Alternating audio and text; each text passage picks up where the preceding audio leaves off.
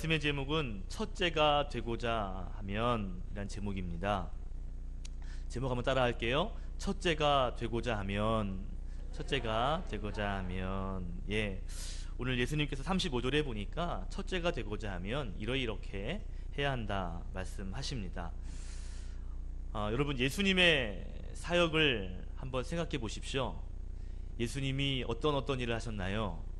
보면 제자들을 부르셔서 그들을 데리고요, 각 마을로 다니시면서 천국의 복음을 전하시죠. 천국은 이런 것이다, 천국을 가르치십니다.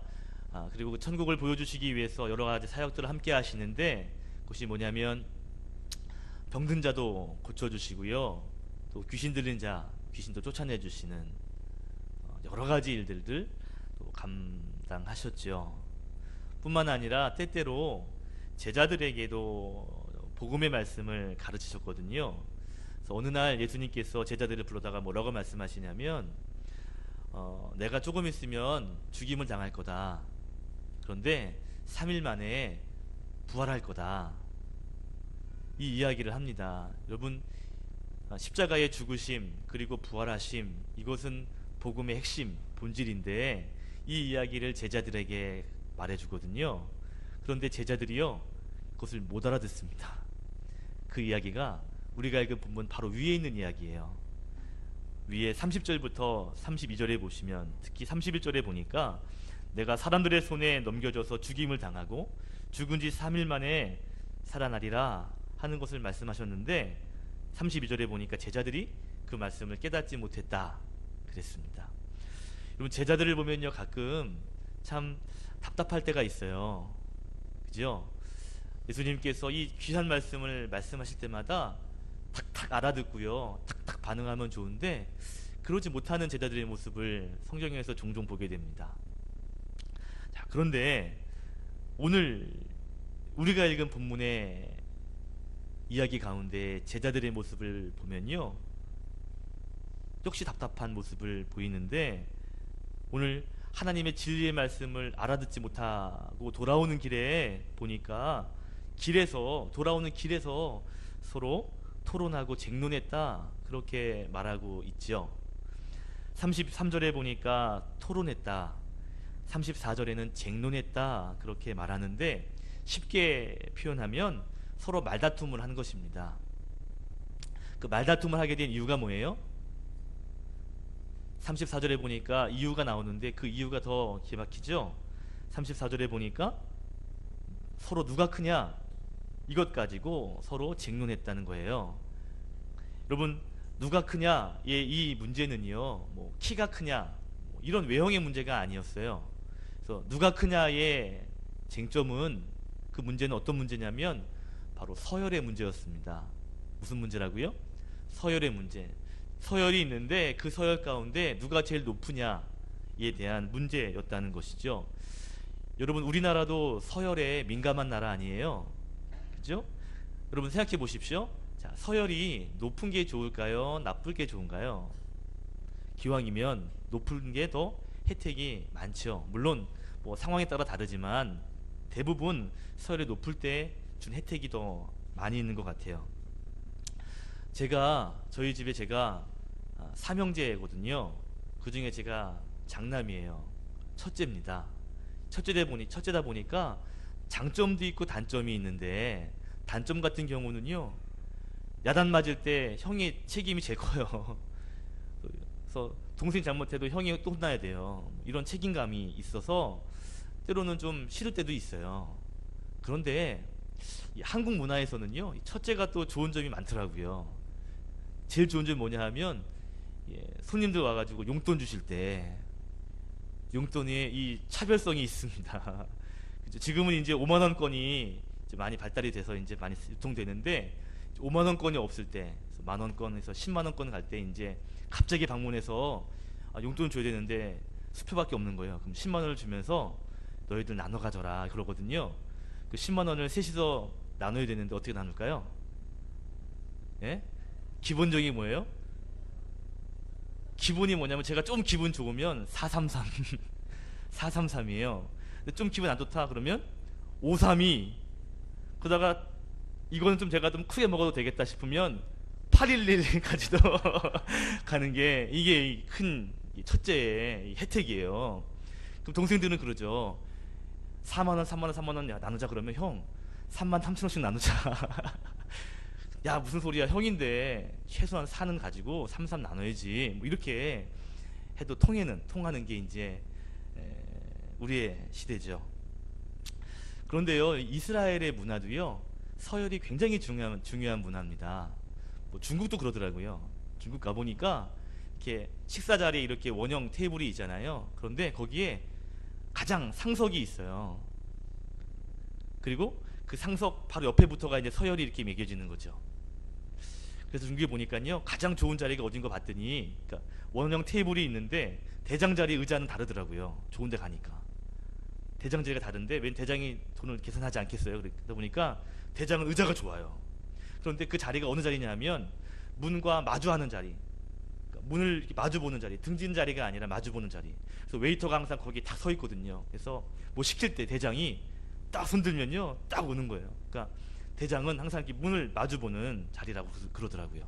그러니까 중국도 보면 서열이 중요하죠. 근데 이스라엘의 서열은 굉장히 또 따지는 민족입니다. 창세기부터 보시면 장자와 차자의 차이가 크죠. 그죠? 그래서 장자에게는 축복권이 달라요. 그래서 그걸 뭐라고 그래요? 장자권, 장자의 축복권이라고 이야기합니다. 그래서 장자와 그 다음 서열은요 차이가 있어요. 이스라엘 식사도 보면 이렇게 테이블이 이렇게 있고 이렇게 앉아가지고 비스팀 누워서 떡을 떼고 잔을 나누는 식사인데요. 그것도 보면 가장 상석이 있고요. 그 옆으로 보면 서열이 이렇게 앉아서 같이 식사를 하게 됩니다. 그러니까 지금 이 제자들이 길을 가다가 서열 가지고 이렇게 이야기를 하잖아요. 이게 어떻게 보면 굉장히 자연스러운 문화예요. 그러니까 이런 거예요. 자기들끼리 야 내가 높아 어깨를 피면 잘난 척 하려고 한 것이 아니라 사실은 예수님을 모시고 가는데 누가 옆에서 모실 것이냐, 누가 함께 해야 되냐, 다음에 가게 되면 누가 어떻게 할 것이냐, 이거에 이 서열이 굉장히 중요한 거예요. 그래야 예수님을 모시고 보필 하는데 이게 일이 되게 되어 있거든요. 그게 이스라엘의 자연스러운 문화입니다. 자, 오늘 사역을 마치고 돌아오는 길이었는데 제자들이 또 서열을 얘기하는 거예요. 누가 크냐, 즉 누가 서열이 높으냐, 그 이야기를 하고 있는 거죠. 자, 그런데 예수님이 그 이야기를 묻습니다. 돌아와가지고 집에서 야 너희들 아까 길에서 한 얘기가 뭐냐, 왜 다퉜냐. 그때 제자들이 말을 못해요. 그죠? 오늘 본문에 보니까 말을 못했어요. 근데 예수님은 아셨어요. 그러면서 오늘 예수님께서 뭐라고 말씀하시냐면 이렇게 말씀하시죠. 첫째가 되면 안 된다 이렇게 말씀하시지 않고요. 성경에 보니까 첫째가 되는 사람이 이러이러한 사람이다. 다시 말하면 이러이러한 사람이 서열이 높은 사람이야. 이렇게 이야기를 하시는 거예요. 그러면서 35절에 말씀하십니다. 첫째가 되고자 하면 이렇게 돼야 돼 하시면 답이 뭐예요? 섬기는 자가 돼야 된다 라고 말씀하고 있는 거예요. 여러분 굉장히 명쾌하게 지금 대답을 하고 계십니다. 너희들 서열이 높다고 누가 높으냐 자꾸 따지는데 가장 높은 사람이 누군지 아냐? 섬기는 사람이야. 이렇게 말씀하시는 거예요. 자, 여러분 이 예수님 당시에 이스라엘 특히 유대인들에게 있어서 서열 그 지위는 굉장히 중요합니다. 누가 높으냐, 누가 예수님 가장 측근에 서야 되느냐, 이것은요 문화적으로도 굉장히 중요한 일이었거든요. 지금 그 일을 가지고 제자들끼리 이야기를 하는 중에 다툼이 생긴 거예요. 목소리가 커진 겁니다. 그런데요 이 제자들끼리 이 서열 문제는요 사실 한두 번이 아니에요. 한 장 넘겨보시면 마가복음 10장에 보시면 또 이 문제가 나오거든요. 자, 마가복음 10장 37절에 보시면 예수님의 제자 중에 야고보라고 하는 사람과 요한이라고 하는 사람이 예수님에게 부탁을 합니다. 예수님 드릴 말씀이 있습니다. 그래 뭐냐 그랬더니 37절에 말씀하는 거예요. 같이 읽겠습니다. 37절 시작. 여짜오되 주의 영광 중에서 우리를 하나는 주의 우편에 하나는 좌편에 앉게 하여 주십시오. 예, 이게 무슨 말이에요? 주님 서열을 저희들을 가장 먼저 배투게 해주십시오. 요거 부탁하는 거거든요. 자, 그때 대답이 뭘까요? 그러니까 서열 문제가 나오면 답이 뭐였어요? 섬기는 자가 되야 된다 그랬잖아요. 자, 우리 10장 마가복음 10장 43절 44절 45절 예수님의 대답을 화면을 통해서 같이 또 읽겠습니다. 시작. 너희 중에는 그렇지 않을지니 너희 중에 누구든지 크고자 하는 자는 너희를 섬기는 자가 되고 너희 중에 누구든지 으뜸이 되고자 하는 자는 모든 사람의 종이 되어야 하리라. 인자가 온 것은 섬김을 받으려 함이 아니라 도리어 섬기려 하고 자기 목숨을 많은 사람의 대속물로 주려 함이니라. 이번에 서열 문제가 또 있는데 그때 답도 뭐예요? 섬기는 자가 되어야 된다. 이게 예수님의 대답이에요. 그러니까 지금 이스라엘 문화 가운데 서열의 문제는 당연히 따라오는 문제인데 예수님의 답은 그때그때마다 섬기는 자가 가장 높은 사람이야. 섬기는 자가 가장 서열이 높다. 이렇게 대답을 하시는 거예요. 자, 섬기는 자.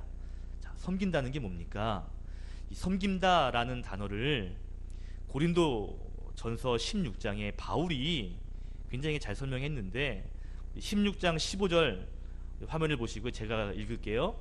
이렇게 바울이 말합니다. 형제들아, 스데바나의 집은 곧 아가야의 첫 열매요 또 성도 섬기기로 작정한 줄을 너희가 아는지라 내가 너희를 권한다. 성도 섬기기로라는 단어가 있죠. 섬긴다라는 단어가 뭐냐면 여러분 시중을 든다라는 말입니다. 섬긴다가 뭐라고요? 시중을 들어준다라는 말이에요. 자, 그러니까 내가 너를 섬기는 자가 되라라는 말은 시중 드는 자가 돼야 된다라는 말이에요. 그래서 아까 전에 마가복음 10장 44절에 보니까 으뜸이 되고자 하는 자는 모든 사람의 종이 되어야 된다. 기억나세요? 종이 되어야 된다. 다시 말하면 시중 드는 사람이 되어야 된다라는 것입니다.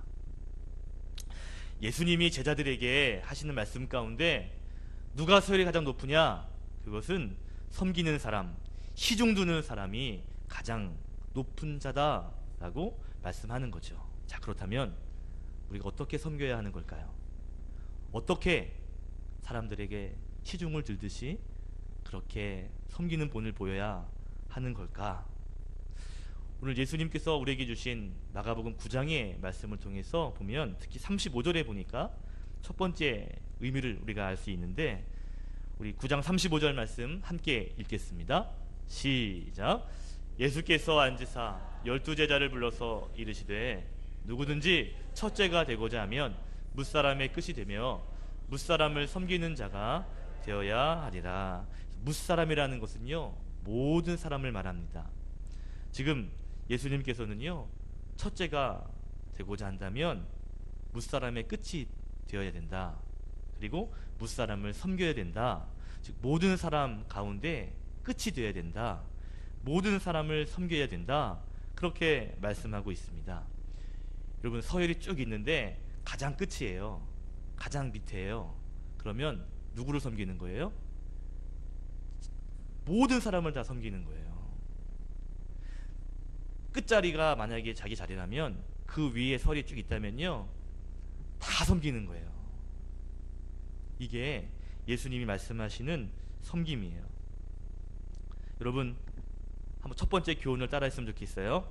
따라합시다. 첫째가 되고자 하면 모든 사람을 섬겨야 합니다. 서열이 가장 끝이다, 서열이 가장 낮다라는 걸 군대로 표현하면 막내, 졸병, 짝대기가 하나 있는 그러한 군사겠죠. 짝대기가 한 개는요 짝대기 2개도 섬기고 3개도 섬기고 4개도 섬기고 그 위를 다 섬겨야 돼요. 막내는요 가장 낮은 자리에서 모든 심부름을 다 하게 됩니다. 오늘 예수님께서 모든 사람의 모든 서열의 끝에 서야 된다, 이 말은 모든 사람을 섬길 수 있어야 한다라는 것입니다. 그러면서 이 얘기를 하시면서 36절에 보니까 예수님 제자 가운데 이렇게 둘러 있는데요 어린아이 하나를 이렇게 데려다가 가운데에 놓으셨어요. 여러분 당시에 어린아이는 여자들과 함께 계수하지 않습니다. 그러니까 죄송한 말씀이지만 유대 사회에서의 여자는 어떻게 보면 소유일 뿐이에요. 사람의 개념이 아닌. 근데 어린아이도 마찬가지입니다. 특히 어린아이는 가장 약한 존재를 의미하거든요. 그러니까 지금 섬겨야 한다라고 이야기하시면서 특별히 모든 사람을 섬겨야 한다라고 말씀하시면서 어린아이를 이렇게 가운데에 놓았습니다. 다시 말하면 가장 약한 사람까지 모든 사람을 우리가 섬겨야 한다라는 것이죠.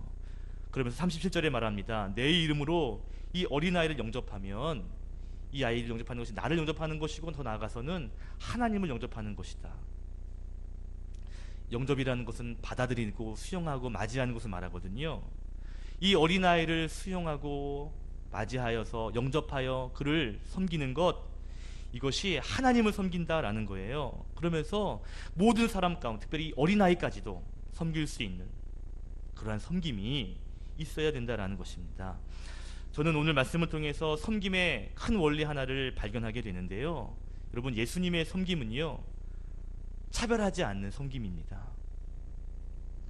모든 사람을 섬기는 거예요. 자기만의 기준을 가지고 누구는 섬기고 누구는 섬기지 않고가 아니라 예수님께서 우리에게 원하시는 섬김의 모습은요, 모든 사람을 섬길 수 있는 그러한 섬김을 말하고 있습니다.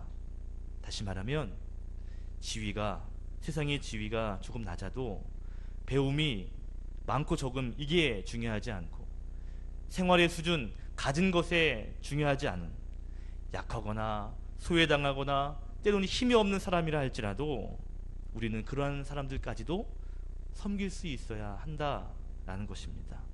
특별히 교회는요, 특별히 하나님의 공동체는요, 모든 사람을 섬기되 약한 사람, 부족한 사람도 섬길 수 있는 그러한 모습을 가져야 할 줄로 믿습니다. 얼마 전이에요. 불과 수십 년 전에 미국에 있었던 일이죠. 미국에서는요, 흑인 주인과 종의 개념이 있었잖아요. 어느 날 백인들만 있는 교회가 있는데 그걸 모르고요, 지나가는 흑인이 그 교회를 예배하고자 들어갔습니다. 입구에서부터 막았습니다. 당신 예배에 들어올 수 없습니다. 다른 데 가십시오. 제가 지금 너무 하나님께 기도하고 싶고 예배하고 싶습니다. 예배만 드리겠습니다. 했더니요, 당신 들어올 수 없어. 그러면서 교회에 발도 못 붙이게 한 겁니다. 이 흑인이 너무 속상한 거예요. 너무 가슴이 아픈 거예요. 그래서 교회 그 입구 앞에서 마음 아파 울고 있는데 그때 누군가 옆에 오더니 어깨를 툭툭툭 두들겨 줬다는 거예요. 보니까 예수님이에요. 예수님이 오셔서 위로하는데 그 흑인에게 이렇게 위로했다는 거 아니에요. 아무개야 울지 마라. 나도 아직 이 교회에 들어가보지 못했다. 울지 마라. 나도 아직 못 가봤는데 너도 못 가봤니? 걱정하지 마라. 괜찮다. 그렇게 위로를 하더랍니다. 여러분, 교회는 또 성도는 어떤 자기만의 기준을 가지고 섬기고 안 섬기고가 아니라 예수님께서 모든 사람을 섬기듯이 우리도 예수님의 기준을 가지고요, 모든 사람들을 섬겨야 할 줄로 믿습니다. 아멘. 우리에게 섬김의 기준이 있다면 그 기준은 모든 것이 기준입니다. 오히려 더 약하고 더 부족한 사람을 더 섬기는 것, 이것이 교회의 모습이어야 합니다. 예수님의 사역이 그랬거든요. 당시에 힘 있는 자들 많이 있었습니다. 유명한 자들 많이 있었거든요. 그런데 그와 함께 사역한 것이 아니라 힘없는 사람, 연약한 사람들을 불러다가 제자 삼으시고요, 사역하는 곳곳마다 능력 있는 사람 찾아가는 것이 아니라 어려운 사람, 아파하는 사람, 소외당한 사람들 찾아가서 그에게 천국의 복음을 전하신 예수님의 모습을 우리는 보게 됩니다. 예수님의 사역은 어쩌면요, 모든 사람을 품기 위한 사역이었죠. 모든 사람을 섬기기 위해 오셨다라고 주님 말씀하십니다. 우리가 그분을 닮아가는 길을 걷는다면 우리도 모든 사람을 섬겨야 하겠죠. 저는요, 우리 교회의 비전 가운데 특별히 앞으로 모든 사람들을 섬길 수 있는 교회 되어지기를 소망합니다. 아멘. 우리 교회가요, 삶의 문제로 아파하는 사람들, 또 소외당한 사람들을 위해서 함께 기도해주고 그들의 모습들을 외면하는 것이 아니라 정말 그들을 품어줄 수 있는 그러한 능력이 있는 교회가 되기를 소망합니다. 여러분, 교회를 위해서 기도할 때요, 이를 위해서 꼭 기도해 주십시오. 교회가 어떤 기준을 가지고 사람들을 맞이하는 것이 아니라 예수님 마음으로 모든 사람들을 섬길 수 있는 교회, 우리 사랑빛 교회가, 또 여러분의 삶이 그러한 삶, 그러한 교회 되어서 주님께 인정과 칭찬받는 귀한 역사가 있기를 주의 이름으로 축원드립니다. 아멘. 자, 두 번째로 우리가 어떤 모습으로 섬겨야 되는가? 36절 말씀 함께 읽겠습니다. 시작. 어린아이 하나를 데려다가 제자들에게 이르시되. 자, 여러분 보세요. 오늘 말씀을 가져두세요. 여기서 중요한 단어가 있는데 뭐냐면 안으시며 라는 거예요. 예수님께서 야, 섬기는 자가 최고가 된다, 이 말씀을 계속 하시는 중에 어린아이를 이렇게 데려오거든요. 그래서 이런 어린아이까지도 섬겨야 된다 하시는데, 여기 또 한 가지 그 아이를 어떻게 했대요? 안으셨대요. 가끔 이제 성화를 보면 예수님이 어린아이를 이렇게 안고 있는 성화들가 있죠. 그죠? 그때 막 대충대충 안는 게 아니라 무릎을 굽히셔가지고 이렇게 탁 포근하게 안는 모습이 있습니다. 그 주변 제자들이 있고요. 이게 어떻게 보면 예수님의 시청각 교육입니다. 섬겨야 된다 하시면서 아이를 데려오시고 그 아이를 이렇게 안으시면서 이런 사람까지도, 이런 어린아이까지도 영접할 수 있는 이 섬김이 있어야 된다라는 거예요. 여러분, 이 안아주심, 이것이 주는 교훈이 하나 있는데 뭐냐면요, 바로 부드러운 사랑으로 섬겨야 한다라는 것입니다. 여러분 보세요. 마태복음 25장에 보시면 예수님께서 이야기 하나를 하시는데 어떤 이야기 하시냐면 이런 이야기를 합니다. 한 임금이 있는데 이 임금이 오른쪽에 있는 사람에게 이렇게 말하는 거예요. 야, 네가 나에게, 내가 나그네 됐을 때 너 나에게 도움 줬지. 내가 굶주릴 때 너 나한테 먹을 거 줬지. 내가 목말라 할 때 나한테 음료수 줬지. 내가 병들었을 때 찾아와서 병간호해주고, 내가 감옥에 있을 때 너 와가지고 찾아와줘서 나로 하여금 위로해줬잖아. 그랬더니 이 옆에 있는 그 왕 옆에 있는 사람이요, 예? 아주 무슨 말씀하시는 거예요? 제가 언제 왕에게 먹을 걸 주고 언제 제가 그런 걸 했냐고. 그때 왕이 뭐라고 얘기해요? 마태복음 25장 40절에 이렇게 이야기해요. 같이 고백하겠습니다. 예수님 말씀이에요. 시작. 임금이 대답하여 이르시되 내가 진실로 너희에게 이르노니 너희가 여기 내 형제 중에 지극히 작은 자 하나에게 한 것이 곧 내게 한 것이니. 왕이 있는데요, 왕은 이 사람과 만난 적이 없어요. 그런데 어떤 소문 들었냐면 이 사람이 지극히 작은 자에게 도움을 주던 얘기를 들었습니다. 그 사람 만났어요. 뭐라고 얘기하냐면 네가 내 백성을 그렇게 어려운 사람 도와줬다며 그건 나한테 한 거랑 마찬가지야. 나에게 한 거야 라는 이야기를 하는 거예요. 이해가 되시죠? 그 다음에 또 한 사람이 옆에 있어요. 이번에 이렇게 이야기합니다. 야, 너는 내가 굶주릴 때 먹을 것도 주지도 않고, 목마를 때 물 한 모금 주지 않고, 내가 아플 때 힘들 때 돌보지도 않고 너만 위해 살았지, 너 나한테 그럴 수 있냐? 그랬더니 이 사람이 뭐라고 대답해요? 아니, 제가 왕한테 언제 그랬습니까? 만난 적도 없는데요. 그때 예수님이 또 말씀하시죠. 이게 45절이에요 마태복음 25장 45절도 같이 읽겠습니다. 시작. 이에 임금이 대답하여 이르시되 내가 진실로 너희에게 이르노니 이 지극히 작은 자 하나에게 하지 아니한 것 곧 내게 하지 아니한 것이니라. 좋은 왕이다 보니까 어려운 백성을 돌보고 사랑하고 그를 섬겨주는 것이 나에게 한 거랑 마찬가지다라는 마음을 갖습니다. 지극히 어린 한 사람, 어떻게 보면 예수님 옆에 있는 어린아이가 그런 사람이겠죠.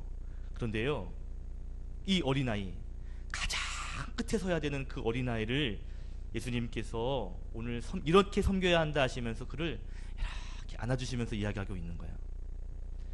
섬긴다, 섬겨야 된다 이야기하시면서 이렇게 안아주시고 있는 거예요. 여러분 상상을 해보면요, 막 이렇게 안아주고 이렇게 만져주고 쓰다듬어 주면서, 그죠? 이러면서 엉덩이도 통통통 따뜻하게 이렇게 품어주면서 아마 제자들 향해서 이 이야기를 하셨을 거예요. 여러분 상상하실 수 있을 겁니다. 예수님이 어떻게 아이를 안아주고 있는지. 아마 부드러움으로, 따뜻함으로 안아주셨을 거예요. 저는 두 번째 교훈을 이렇게 정리하고 싶습니다. 따라할게요. 첫째가 되고자 하면 부드러운 사랑으로 섬겨야 합니다. 아까 전에 섬긴다는 말이 시중을 든다는 말이었어요. 그죠? 여러분, 섬기는 자, 시중을 드는 자는요, 부드럽게 대해야 합니다. 여러분, 식당에 갔는데요, 예? 종업원이 와가지고 이걸 주문을 받는데 함부로 막 할 수 있나요? 왔다고요? 너 난 남남인데 막 하면서 공손하지 못하게 할 수 있나요? 고집사님, 우리 개업하셨는데 손님 오면 그렇게 하면 안 되죠. 큰일 나죠. 그러면 안 됩니다. 시중을 든다는 것, 섬긴다는 것은요, 아이고 예 그래서요, 아이고 예, 좀 늦어서 죄송합니다, 이러면서요 부드럽게 다가가야 하는 것이죠. 섬긴다라는 그 의미 안에는요, 어떻게 보면 부드러움, 따뜻함, 이러한 것들이요 기반되어야 합니다. 여러분, 종이 주인을 섬기는데 야 발 좀 씻어라 그러는데 발을 닦다가 발 좀 똑바로 해요, 화를 내고 짜증 낼 수 있나요? 발 좀 이렇게 좀 하세요, 아유 이렇게 좀 들어보세요, 이러죠. 그러지 않아요? 미용실에 가서 머리를 깎을 때도요, 머리 이렇게 하지 않잖아요. 머리 좀 숙여주세요, 머리 이렇게 좀 해주세요, 이렇게 시중을 들죠. 우리가 누군가를 섬긴다라고 말할 때 모든 사람을 섬기고요, 더 나아가서는요 부드러움으로 섬겨야 할 줄로 믿습니다. 만약에 부드럽지 못하게 섬긴다라는 건 진정한 섬김이 아닐 수 있어요. 동정일 수 있습니다. 섬김은 부드러움이 동반되어야 할 것 같아요. 여러분, 예수님의 섬김을 한번 생각해 보십시오. 예수님이 사람들을 이렇게 만나고 사역하시는데 한 사람 한 사람 만날 때마다 무례하신 적이 없습니다. 물론 잘못했을 때에는 버럭하신 적도 있지만요, 한 사람 한 사람 만날 때마다 굉장히 부드러웠어요. 요한복음 4장에 보시면 사마리아 여인이 있죠. 수가라고 하는 동네에 한 여인을 우물가에서 만납니다. 아시죠? 그런데 예수님께서 그 여인을 낮에 만나가지고 뭐라고 말하냐면 저기 물 한 모금 달게 먹을 수 있도록 도와주십시오, 이렇게 부탁을 해요. 그때 이 여인이 뭐라고 대답하냐면요, 당신 이상합니다. 아니, 유대인들은 사마리아 사람 보면 상종하지 않는데 왜 나에게 말을 겁니까? 이렇게 물어요. 사마리아 사람이란 자체만으로도 당시 유대인들은 상종하지 않습니다. 그런데 여자예요. 나중에 이 여자와 얘기하는데 이런 얘기가 나오죠. 예수님께서 너는 남편이 5명이나 있었어, 그리고 지금 함께 동거하는 그 남자도 네 남편이 아니지? 여자가 깜짝 놀랍니다.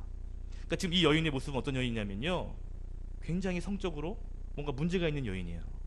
사마리아 사람의, 그것도 여자의, 그것도 지금 성적인 뭔가 문란함이 있는 여자. 그래서 대낮에 그 더운 날 우물을 물들어 왔던 그 여자, 남들 눈에 비치지 않고자 그렇게 몰래 사는 그 여자에 대하는 예수님의 모습을 보면요, 부드럽고 공손하고 따뜻함이 있습니다.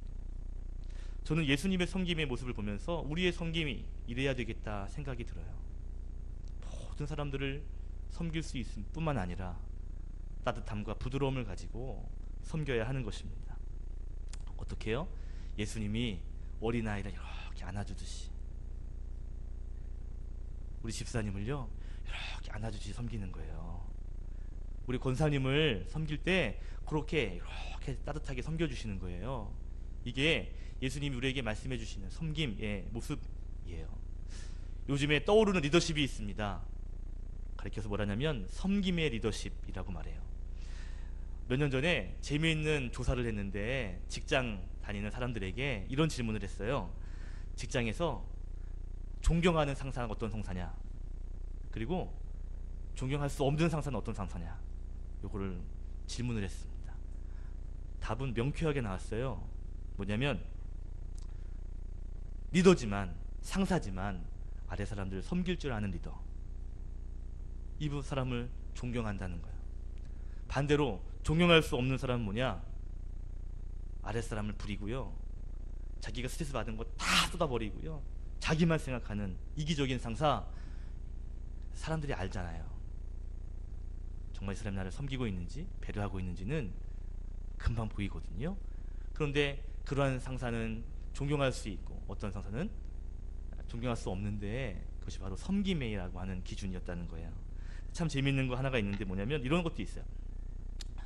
자기 상사 중에 버럭버럭거리는 상사가 있다는 거예요. 그런데 때로는 그 상사를 존경할 수도 있다는 거예요. 근데 뭔가 봤더니 비록 말은 그렇게 하지만 그 안에 다른 면으로 섬김이 있는 거예요. 그러니까 그 마음을 아는 거예요. 나를 섬겨주고 있는지 아닌지가 보여질 때 존경이 나타나더라 하는 조사를 제가 봤어요. 자, 무슨 말이에요? 섬김의 능력이 있다 이 말이죠. 우리가 예수님처럼 섬김을 살아갈 때 사람들을 변화시킬 수 있는 능력도 그 안에 있는 것입니다. 여러분 이런 이야기를 이제 패러독스라고 그러거든요. 틀린 것 같은데 맞는 이야기. 약할 때 강함 대신에 약한데 어떻게 강함이 돼요? 이게 틀린데 진실인 이야기를 패러독스라고 하는데 오늘의 본문의 이야기도 이것입니다. 가장 낮은 자, 가장 섬기는 자가 가장 높은 자다. 그러한 자가 가장 능력을 행하는 자다라는 이야기죠. 여러분 저는요 오늘 말씀을 통해서 저와 우리의 삶이 이런 예수님의 섬김의 삶으로 나아갈 수 있기를 소망합니다. 어떻게 해요?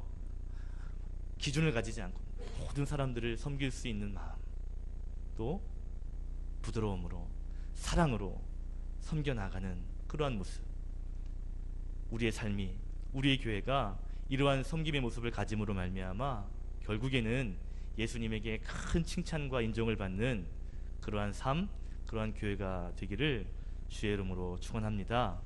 섬김의 사람 되시기를 주의 이름으로 축복합니다. 기도하겠습니다.